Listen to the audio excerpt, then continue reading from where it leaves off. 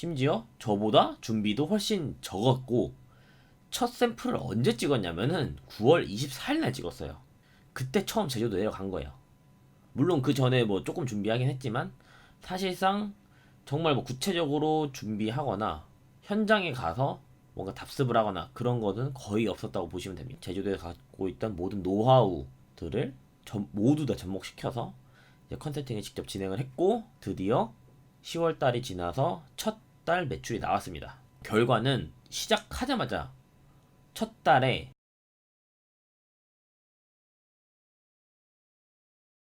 안녕하세요. 셔터프레소입니다. 오늘은 제주도 스냅 시장에 대해서 한번 말을 해볼까 해요. 제가 2016년 6월에 이제 제주도에서 처음 시작을 했는데 그때도 사실 레드오션이라고 말이 많았거든요.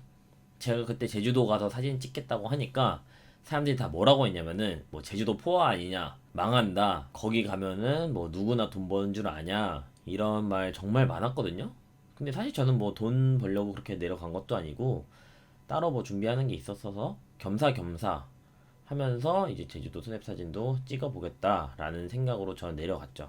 어쨌든 그 당시에도 말이 많았어요.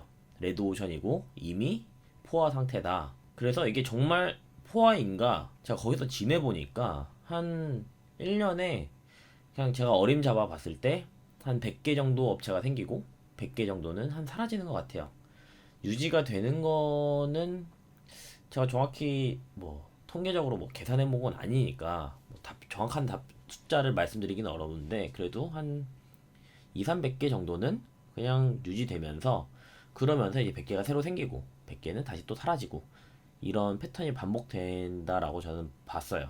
1년 조금 넘게 지내보니까 그렇게 보이더라고요. 어쨌든 수요가 그만큼 있으니까 한 200에서 한 300개 업체는 유지되는 게 아닌가 라고 이제 생각을 했었고, 물론 이거는 전업도 있고 부업도 있고 이제 뭐 나눠져 있겠죠. 저는 아직도 제주도 시장은 가능성이 있다 라고 생각을 하고 있었고, 제가 제주도에서 어느 정도 이렇게 성장했던 경험이 있으니까 충분히 가능하다라고 저는 판단을 한 거죠. 사람들이 하도 많이 뭐 레드 오션이다 뭐다 말이 많아가지고서는 제가 한번 아직도 레드 오션인가 일단 한번 해봤습니다. 물론 제가 직접 한 건 아니고요. 제가 이제 직접 컨설팅을 해줬어요. 제주도에 갖고 있던 모든 노하우들을 모두 다 접목시켜서 제가 컨설팅하는 이 작가님과 함께 좀 더 발전할 수 있는 방향으로 해서 이제 컨설팅을 직접 진행을 했고 드디어 10월 달이 지나서 첫 달 매출이 나왔습니다. 결과는 시작하자마자 첫 달에 405만 원 벌었습니다. 저는 처음 시작했을 때 얼마 벌었냐면은 150만 원 벌었습니다. 심지어 저보다 준비도 훨씬 적었고 첫 샘플을 언제 찍었냐면은 9월 24일 날 찍었어요. 그때 처음 제주도 내려간 거예요. 물론 그 전에 뭐 조금 준비하긴 했지만 사실상 정말 뭐 구체적으로 준비하거나 현장에 가서 뭔가 답습을 하거나 그런 거는 거의 없었다고 보시면 됩니다. 그래서 9월 24일부터 시작을 해서 샘플 촬영하고 해봤자 뭐 한 1, 2주 정도 시간 들어갔고 그 다음부터 바로 그거 사진 가져다가 바로 홍보하고 모든 걸 다 진행을 해서 10월 달에만 매출이 405만 원 나왔어요. 홍보는 대부분이 인스타그램, 뭐 네이버 블로그도 하고 있지만 블로그는 사실상 뭐 크지가 않고요. 제가 인스타 마케팅을 잘하기 때문에 인스타를 이용해서 홍보를 시작을 했고 중개업체 사용하고 인스타그램 이 두 가지를 가장 중점적으로 해서 진행을 했습니다. 그래서 결과적으로는 중개업체를 통해서 6건 정도가 들어왔고 인스타그램을 통해서 직거래가 한 7건 정도 들어와서 총 매출은 어쨌든 405만원 이렇게 나왔어요. 그럼 레드오션인데 매출이 첫 달부터 405만원 이게 나올 수 있는가? 라는 게 저는 의문인 거죠. 레드오션이라면서요. 맨날 포화 상태라고 하면서 이거는 이게 아무리 포화 상태라도 어디든 그 틈이 있습니다. 그걸 비집고 들어가는 능력이 중요한 거지. 그리고 그런 걸 비집고 들어가는 능력은 그리고 지금 컨설팅을 받고 있는 그 작가님의 능력 이게 뭔가 합쳐지면서 시너지가 나면서 그런 효과가 나는 거예요. 이걸 분석 없이 들어갔으면은 당연히 뭐 150도 안 나왔겠죠. 말아 먹었겠죠. 왜냐면 빨리 시작한 것도 아니고 성수기가 9월달 10월달인데 9월달 다 끝나가는 9월 24일에 샘플을 찍는다는 게 말이 됩니까? 솔직히 말해서. 제가 강조할 때도 말했잖아요. 항상 전 시즌에 가을에 시작할 거면 적어도 여름에 아니면 봄에는 샘플을 찍어놔야 그 다음에 홍보를 하고 가을부터 본격적으로 시작을 할 수 있다. 이런 식으로 말씀을 드렸는데 시간이 뭐 많지 않아서 어쩔 수가 없었어요. 그래서 저도 처음에 컨설팅을 할 때 뭐라고 했냐면은 매출 장담 못 한다고 했어요. 이미 너무 늦게 시작했고 제주도에 이번에 뭐 태풍이나 이런 다양한 악재들이 겹치면서 가는 시기가 점점 늦어졌단 말이에요. 그러다 보니까 나도 매출 장담할 수가 없다. 매출 올해는 그냥 유지만 하는 걸로도 손익분기점 못 넘겨도 어쩔 수 없다. 일단 최대한 많이 촬영을 하고 샘플 많이 찍는 그 방향으로 그것만 해도 당장은 유지는 할 수 있으니까 내년 봄 시장을 보자 라고 저는 처음에 그렇게 말을 했어요. 그래서 사실 이번 달에 첫 매출이 400만원 넘었다는 것 자체가 어느 정도 운이 있다고 봐요. 근데 이제 바로 11월, 12월 1, 2, 3월 이제 바로 뭐 비수기가 와버리니까 겨울에는 뭐 어쩔 수 없겠죠.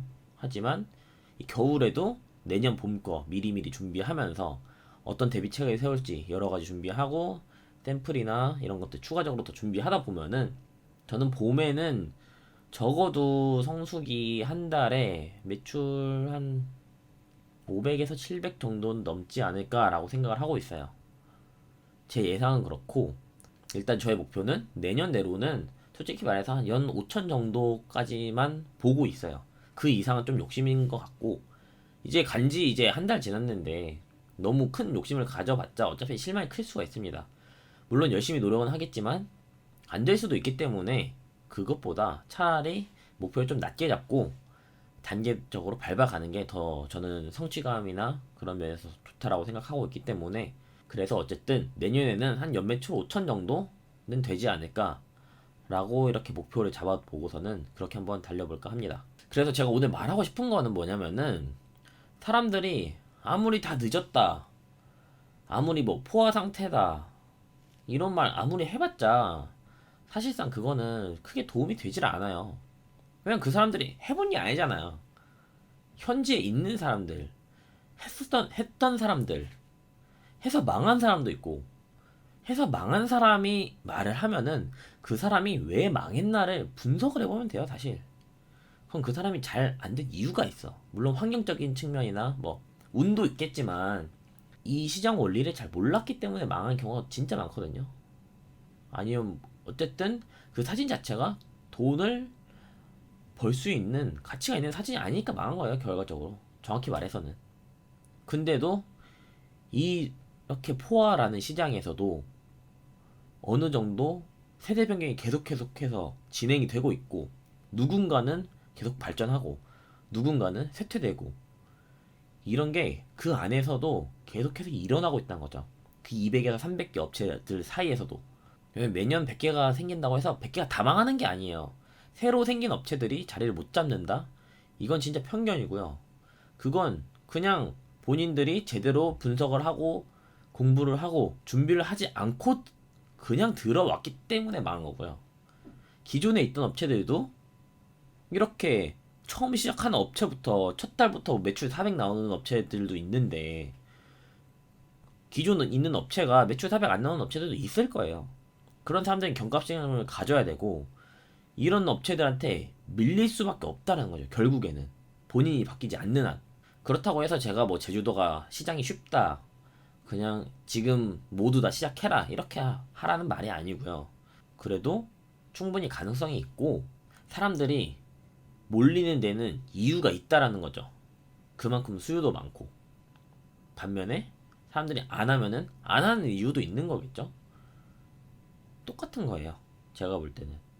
그래서 주변 사람들 말 어느 정도 듣는 건 좋은데 그냥 뭐라 카더라 남 얘기 본인이 겪은 게 아니라 다른 사람 얘기 주변에서 뭐 이렇게 했는데 망했다 카더라 잘됐다 카더라 이 카더라 듣고서는 창업을 시작하거나 시작부터 겁먹지 마세요.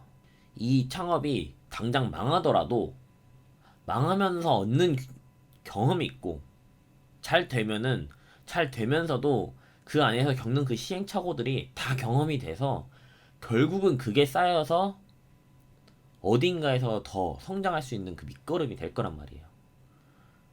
그래서 저도 시작해봤어요. 왜냐면 저도 이미 2016년도에 해봤지만 2019년도 시장은 다를 수가 있으니까.